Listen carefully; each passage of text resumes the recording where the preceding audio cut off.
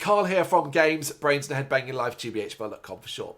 Horror movie review time. 1 year after Bloodlust, Subspecies II, the strong second entry in the series. Full Moon and director Ted Nicolau returned with a third film, Bloodlust, Subspecies III. Well, once again, Anders Hove steps into the vampiric shoes of the vampire Radu. But didn't he die at the end of the last film? Have you seen a subspecies film before? Radu dies at the end of every film, and it is always resurrected, sometimes almost immediately. It is a hilarious trope, and one that warms the cold, dead heart. Not so much the cold, dead heart of Michelle, though, with Denise Duff reprising her role, who can do nothing to stop his resurrection via the rotting hands of Mummy, played by Pamela Gordon.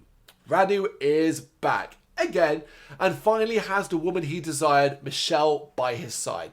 Much to the chagrin of Mummy, who despises Michelle, seeing her as a bad influence on her son. Together, the three escape back to Castle Vladislav, but Michelle's sister Rebecca, Melanie Shatner, isn't quite ready to give up just yet.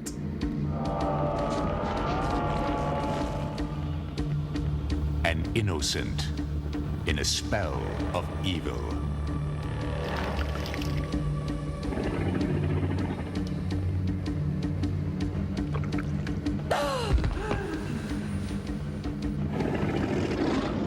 Seduced by a vampire until the end of time, who will stop at nothing to possess You promised you would teach me everything.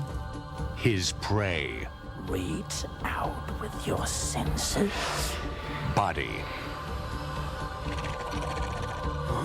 and soul. Take him.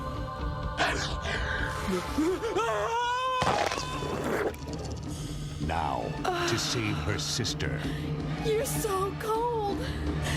You're dead. a woman will enter a world beyond her worst nightmares.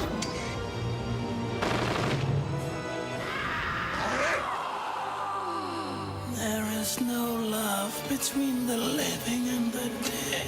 She enlists the help of the skeptical local policeman, Lieutenant Marin, played by Ian Haddock, Mel, Kevin Spiritus from the US Embassy, and Bob from the CEI, played by Michael Della Feminia.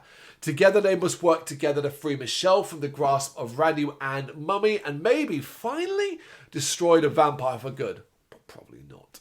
That's one half of the film's story, and it's fine, at least until CA Bob turns up and attempts to add some light humour with his over-the-top army character. Doesn't work. It does not work. The character is pure cheese, and the acting matches the awkwardness, and not in an enjoyable way. Rebecca, Marin, and Mel are a good trio with good chemistry, so to see them bogged down by this crap character is a real shame. The other half of the film focuses on Michelle, Radu, and Mummy, and is the stuff that makes this another good entry in the Subspecies franchise.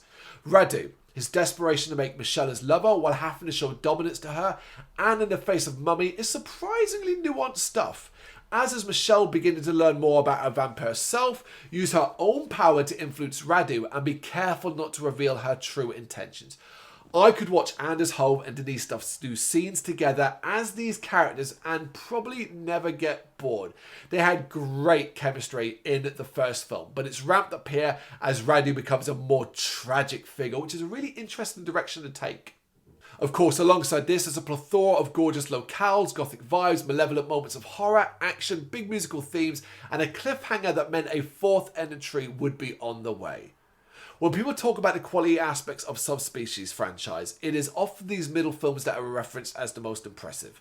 While Bloodlust Subspecies III isn't quite as strong as Bloodstone Subspecies II, mainly because of CA Bob, that's who I blame, I still think this is a thoroughly enjoyable entry and continues to make me really, really warm towards the franchise as a whole.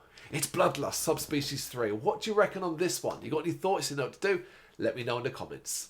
Thank you very much for watching. If you've enjoyed what you've seen, please consider hitting that like and subscribe button. It does help us out. You can find us at gbhbl.com and across all social media platforms. And if you really want to give us a bit of extra support, please consider buying us a cup of coffee over on our coffee page. Thank you.